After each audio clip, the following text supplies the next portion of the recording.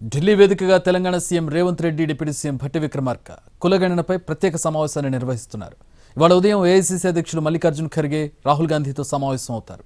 రాష్ట్రంలో బీసీ రిజర్వేషన్లకు సంబంధించి కేంద్రంపై ఒత్తిడి తీసుకురావడానికి కావాల్సిన తక్షణ చర్యలపై చర్చిస్తారు. ఇండియా కూటమి పార్టీల నేతలతోనూ పార్లమెంట్లో సమావేశం అవుతారు. ఈ ఫోరంలో బీసీ రిజర్వేషన్ల అంశాన్ని జాతీయ స్థాయిలో ప్రస్తావించి మద్దతు కోరతారు. సాయంత్రం ఇందిరాభవన్లో కాంగ్రెస్ పార్టీ లోక్సభ, రాజ్యసభ ఎంపీలతో ప్రత్యేక సమావేశం జరుగుతోంది. ఈ సమావేశానికి సీఎం రేవంత్ రెడ్డి, ఉప ముఖ్యమంత్రి మల్లు భట్టి విక్రమార్కతో పాటు పలువురు రాష్ట్ర మంత్రులు హాజరవుతారు. తెలంగాణలో ఎలా కులగణన చేపట్టామన్న అంశంపై పవర్ పాయింట్ ప్రజెంటేషన్ ఇస్తారు.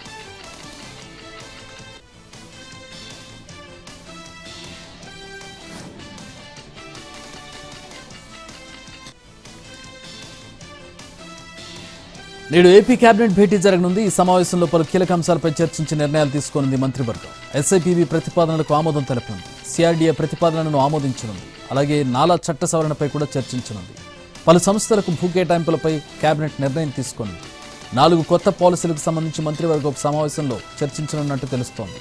ప్రభుత్వంలో సైన్స్ అండ్ టెక్నాలజీ కొత్త శాఖ ఏర్పాటుపై కూడా చర్చించే అవకాశం ఉన్నట్టు తెలుస్తోంది.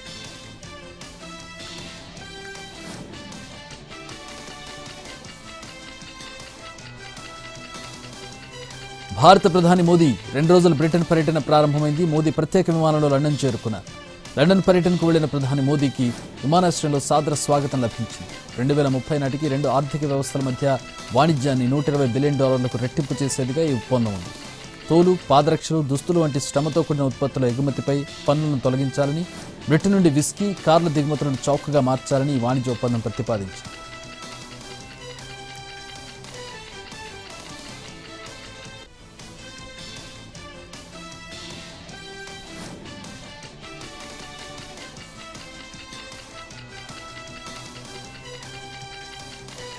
భారత్ యూకేల ఈ ఒప్పందంలో వస్తువులు, సేవలు, ఆవిష్కరణ, మేధో సంపత్తి హక్కులు తదితర అంశాల ప్రస్తావన ఉంది.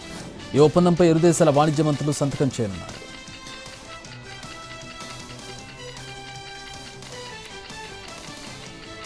విశాఖకు మరికొన్ని ప్రతిష్టాత్మక సంస్థలు రానున్నట్టు తెలిపారు మంత్రి నారా లోకేష్. ఇన్వెస్టర్లతో జరిగిన మీటింగ్లో పాల్గొన్న ఆయన 20,000 కోట్ల పెట్టుబడులకు 9వ ఎస్ఐపిబిలో ఆమోదం లభించినట్టు వెల్లడించారు.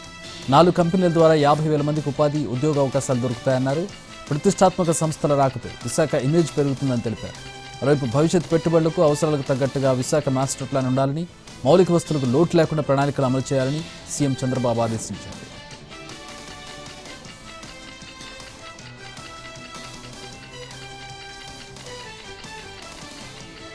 రాజధాని అమరావతికి భూములిచ్చిన రైతులకు 11వ ఏడాది కౌలు నిధులు విడుదలయ్యాయి.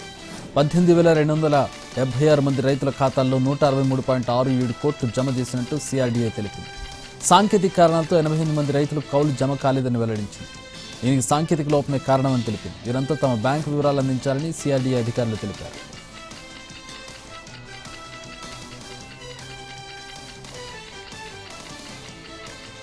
తన పేరే పవనమని, అందుకే ఎప్పుడూ తిరుగుతుంటారన్నారు పవర్ స్టార్ పవన్.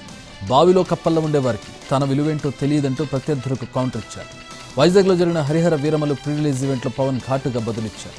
మా నాన్న ప్రభుత్వ ఉద్యోగి, తరచుగా ట్రాన్స్ఫర్లు అవుతుండేవి, కాబట్టి తాను పలు ప్రాంతాల్లో పెరిగానన్నారు. అందుకే ఏ ఊరు వెళ్ళినా అక్కడే పెరిగానని చెబుతుంటానన్నారు పవర్ స్టార్.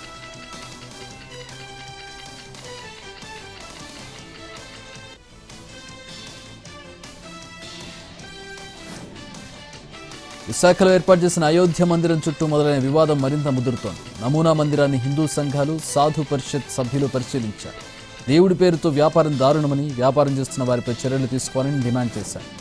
దైవ కార్యాలు ధార్మికంగా ఉండాలి తప్ప ఫైనాన్షియల్గా ఉండకూడదన్నారు. ఇక్కడ నిర్వహించే కళ్యాణాన్ని ఉచితంగా చేయాలని, దర్శనానికి వచ్చే భక్తుల నుంచి ఎటువంటి టికెట్ వసూలు చేయకూడదని నిర్వాహకులకు హెచ్చరించారు.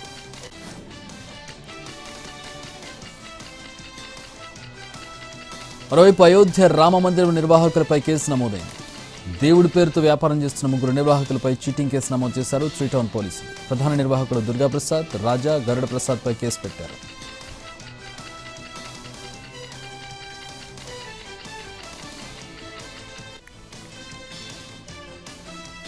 విజయవాడ ఇంద్రకీలాద్రిపై సెప్టెంబర్ 22 నుంచి అక్టోబర్ 2 వరకు దసరా ఉత్సవాలు నిర్వహించనున్నారు. ఈ ఏడాది తిథులు హెచ్చుతగ్గులను దృష్టిలో ఉంచుకుని 11 రోజుల పాటు ఉత్సవాలు నిర్వహించనున్నట్టు అధికారులు తెలిపారు. 22న అమ్మవారికి స్నపనాభిషేకం, విశేష అలంకరణ, పూజా కార్యక్రమాల తర్వాత భక్తులను అనుమతిస్తారు. అక్టోబర్ 2న పూర్ణాహుతి, సాయంత్రం కృష్ణానదిలో హంసవాహన సేవతో ఉత్సవాలు ముగుస్తాయి.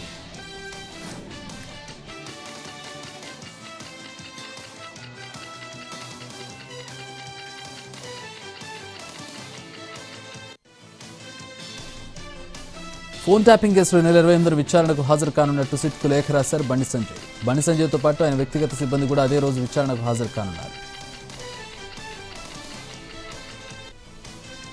మరోవైపు ఫోన్ ట్యాపింగ్ వ్యవహారాన్ని బీజేపీ సీరియస్గా తీసుకుంటోంది. కేంద్ర నిఘా వర్గాల ద్వారా కీలక సమాచారం, ఆధారాలను బండి సంజయ్ సేకరించారు. సిట్ ఎదుట వీటిని సమర్పించనున్నారు. ఫోన్ ట్యాపింగ్ కేసును సీబీఐకి అప్పగించాలని బీజేపీ డిమాండ్ చేస్తోంది. దీనిపై ఇప్పటికే హైకోర్టులో కేసు కూడా వేసింది. ఈ కేసులో సిట్ ఇప్పటికే పలువురిని ప్రశ్నించింది. ఇప్పుడు బండి సంజయ్ ఎలాంటి ఆధారాలు బయటపెడతారనే ఆసక్తి నెలకొంది.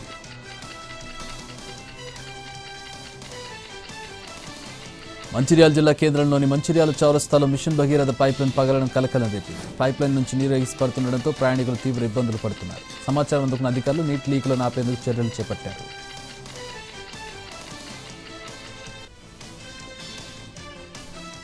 కంచ గచ్చిబౌలి భూములపై సుప్రీంకోర్టు విచారణ ఆగస్టు 13కి వాయిదా పడింది. ఆ భూముల్లో పర్యావరణ పరిరక్షణకు చేపట్టిన చర్యలపై తెలంగాణ ప్రభుత్వం అఫిడవిట్ దాఖలు చేసింది. సుప్రీంకోర్టు ఆదేశాల ప్రకారం అన్ని చర్యలు తీసుకుంటున్నట్టు తెలిపింది. అయితే ఈ అఫిడవిట్ను పరిశీలించేందుకు సమయం కావాలని ప్రతివాదులు కోరగా కోర్టు విచారణను వాయిదా వేసింది.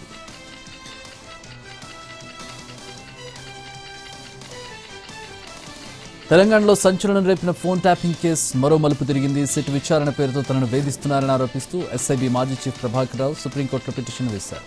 మరోవైపు ప్రభాకర్ రావుకి ఇచ్చిన రిలీఫ్ను కొట్టేయాలని పోలీసులు న్యాయస్థానాన్ని కోరారు. ఈ వ్యవహారంపై విచారణను ఆగస్టు 4కి వాయిదా వేసింది సుప్రీంకోర్టు.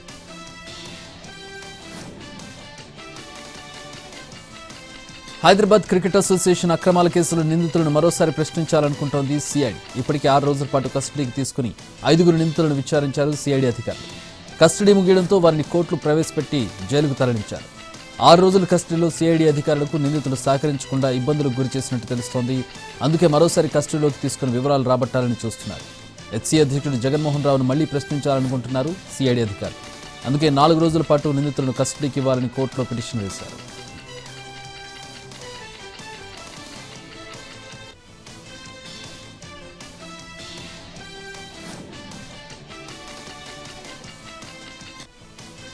హైదరాబాద్లో భారీగా డ్రగ్స్ పట్టుకున్నారు పోలీసులు. 286 గ్రాముల కొకైన్, 11 ఎక్స్టసీ పిల్స్, 12 మొబైల్ ఫోన్లు స్వాధీనం చేసుకున్నారు. 2 నైజీరియన్లతో పాటు 7 నిందితులను అరెస్ట్ చేశారు. కంట్రీ మేడ్ తుపాకీతో పాటు 6 రౌండ్ల బుల్లెట్లను స్వాధీనం చేసుకున్నారు. వీరితో పాటు డ్రగ్స్ ట్రాఫికింగ్ పాల్పడుతున్న మరో 2 విదేశీయులను డిపోర్టేషన్ చేయాలనుకున్నారు పోలీసులు.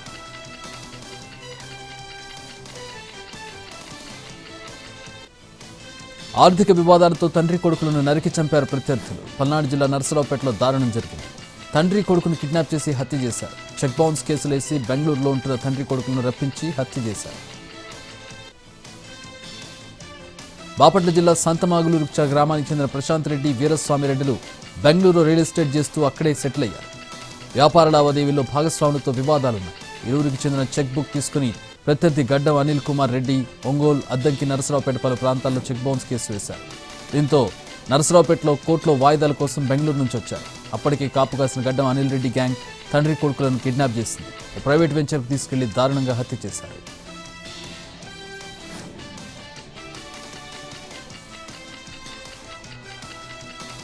ఇల్లు లేని నిరుపేదల ఆశలను ఆసరాగా చేసుకుని డబుల్ బెడ్రూమ్ ఇళ్లిప్పిస్తామని డబ్బులు వసూలు చేసిన నిందితుడిని జీడిమెట్ల పోలీసులు అరెస్ట్ చేశారు.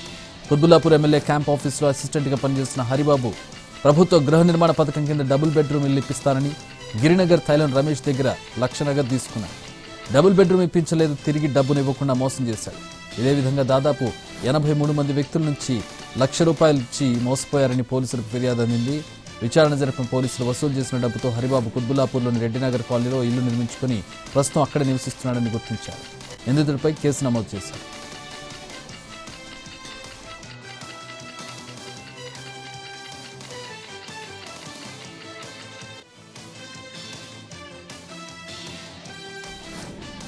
నంద్యాల జిల్లా ప్యాపిలి వద్ద జాతీయ రహదారి NH44 పై రిటైర్డ్ డీసీటీఓ వసూల్ రాజా అవతారమెత్తాడు. సుబ్బారాయుడు కర్నూలు కమర్షియల్ ట్యాక్స్ కార్యాలయంలో డీసీటీఓగా పనిచేస్తూ మే నెలలో రిటైర్ అయ్యారు. రిటైర్ అయినా హైవేపై తనిఖీలు చేస్తూ డబ్బులు వసూలు చేస్తున్నారు.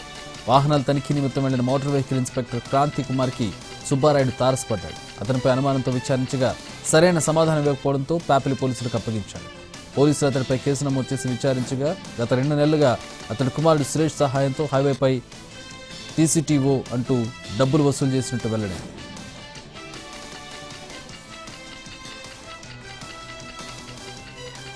ఆపరేషన్ సింధూర్ చర్చ విషయంలో ప్రధాని మోదీ తీరుపై విమర్శలు చేశారు కాంగ్రెస్ లోక్సభ పక్ష నేత రాహుల్ గాంధీ. యుద్ధం తానే ఆపానన్న ట్రంప్ ప్రకటనపై క్లారిటీ ఇవ్వాలన్నారు. అలాగే బీహార్లో ఓటర్ల జాబితా అత్యవసర సవరణపై ఎన్నికల సంఘం వివరణ ఇవ్వాలని డిమాండ్ చేశారు. కర్ణాటకలో కాంగ్రెస్ ఓట్లను దొంగిలించారని, బీహార్లోనూ అలాగే ఓట్లను దొంగిలించాలని చూస్తున్నారని ఆరోపించారు.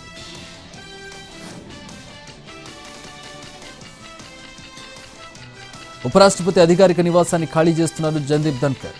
ఆయన రాజీనామా చేసిన సోమవారం రాత్రి నుంచి వెకేటింగ్ పని మొదలైనట్టు తెలుస్తోంది. తన వస్తువులను జగదీప్ ధన్కర్ ప్యాక్ చేసుకుంటున్నారట. పార్లమెంట్ హౌస్ కాంప్లెక్స్ కు దగ్గరగా ఉన్న చర్చ్ రోడ్లోనే వైస్ ప్రెసిడెంట్ ఎన్క్లేవ్ ఉంటుంది. సెంట్రల్ విస్టా రీడెవలప్మెంట్ ప్రాజెక్టులో భాగంగా వైస్ ప్రెసిడెంట్ ఎన్క్లేవ్ నిర్మించారు. అందులో ఉపరాష్ట్రపతి నివాసం, ఆఫీస్ కూడా ఉంది. గతేడాది ఏప్రిల్లోనే అందులోకి వెళ్లారు ధన్కర్. దాదాపు 15 నెలల పాటు వైస్ ప్రెసిడెంట్ అధికారిక నివాసంలో ఉన్నారు. ఎవరు ఊహించిన విధంగా రాజీనామా ప్రకటించిన జగదీప్ ధన్కర్ వెంటనే అధికారిక నివాసం ఖాళీ చేసే పని మొదలుపెట్టారు. ధన్కర్కు లూటెన్స్ ఢిల్లీ ప్రాంతంలో టైప్ 8 బంగ్లా కేటాయించే అవకాశం ఉందని కేంద్ర పట్టణాభివృద్ధి, గృహ నిర్మాణ శాఖ అధికారులు చెబుతున్నారు.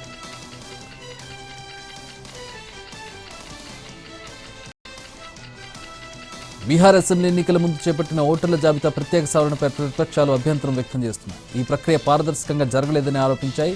ఎన్నికలు బహిష్కరించే అంశాన్ని తాము కూడా పరిశీలిస్తున్నట్టు ఆర్జేడీ లీడర్ తేజస్వి యాదవ్ అన్నారు. చర్చలు జరిపి ప్రజాభిప్రాయం మేరకు ముందుకెళ్తామన్నారు తేజస్వి. అసెంబ్లీలోని ఓటర్ల సవరణ అంశంపై బ్లాక్ షర్ట్ ధరించి నిరసన తెలిపారు.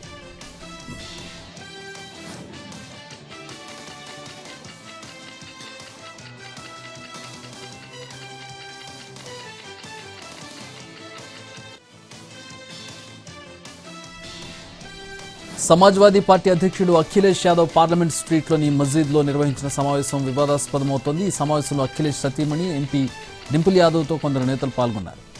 మస్జిద్లో మీటింగ్ పెట్టుకోవడాన్ని ఉత్తరాఖండ్ వక్ఫ్ బోర్డు చైర్మన్ అభ్యంతరం వ్యక్తం చేశారు. మస్జిద్లు ప్రార్థనల కోసమే కానీ రాజకీయ చర్చలకు ఉపయోగించుకోకూడదన్నారు. అంతేకాదు ఆ సమయంలో డింపుల్ యాదవ్ వస్త్రధారణపై కూడా అభ్యంతరం వ్యక్తం చేశారు. బీజేపీ కూడా అవే ఆరోపణలు చేసింది. డింపుల్ సంప్రదాయబద్ధమైన డ్రెస్ ధరించలేదని ఆరోపించింది. తలపై దుపట్టా ధరించలేదంటున్నారు.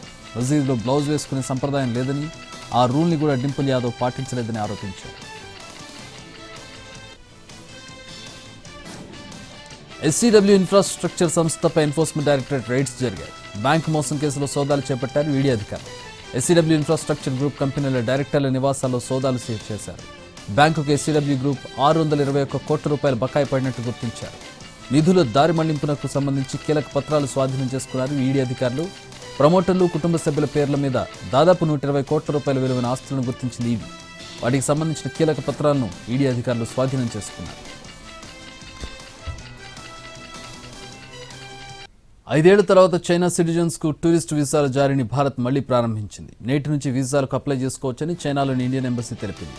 2020 గల్వాన్ లోయ ఘర్షణలతో వీసాలను నిషేధించింది. తాజాగా దౌత్య సంబంధాలు మెరుగుపడుతుండటంతో బ్యాన్ ఎత్తేసినట్టు తెలుస్తోంది.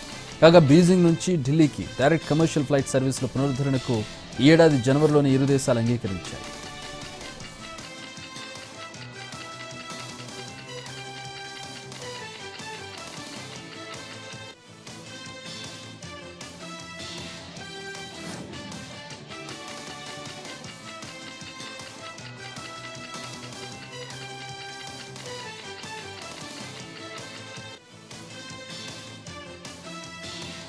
పాకిస్తాన్ విమానాల రాకపోకలపై నిషేధాన్ని ఆగస్టు 23 వరకు పొడిగిస్తున్నట్టు సివిల్ ఏవియేషన్ మినిస్ట్రీ ప్రకటించింది.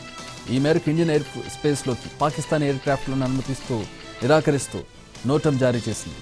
పహల్గామ్ అటాక్ తర్వాత ఏప్రిల్ 30 నుంచి బ్యాన్ అమల్లో ఉంది. ఇటీవలే పాక్ ఎయిర్పోర్ట్ అథారిటీ కూడా భారత విమానాలపై బ్యాన్ను ఆగస్టు 24 వరకు పొడిగించింది.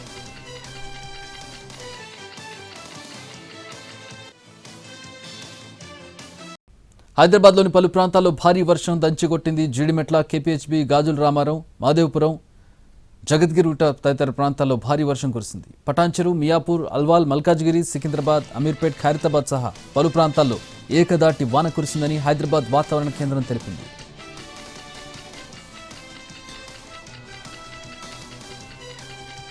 దేశ రాజధాని ఢిల్లీలో భారీ వర్షాలు దంచికొడుతున్నాయి. పలుచోట్ల మోకాలు లోతుకు పైగా నీరు నిలిచిపోయింది. దీంతో ఓ వ్యక్తి రోడ్డుపై నిలిచిపోయిన నీటిలో ఈత కొట్టాడు. మరోవైపు ఢిల్లీలో అధికారంలో ఉన్న బీజేపీపై ఆమ్ ఆద్మీ పార్టీ నేతలు విమర్శలు గుప్పించారు. ఢిల్లీలో చాలా ఈత కొలనులు ప్రారంభించిన సీఎం రేఖా గుప్తాకు అభినందనలంటూ సెటైర్లేశారు మాజీ సీఎం అతిషి.